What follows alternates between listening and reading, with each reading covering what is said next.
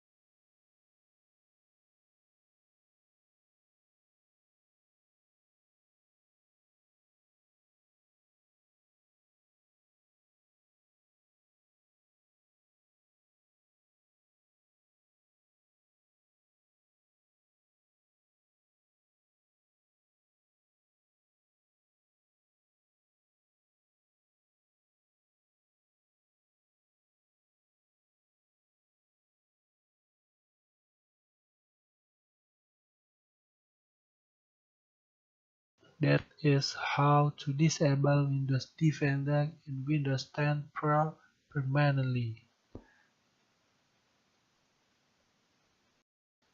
See you.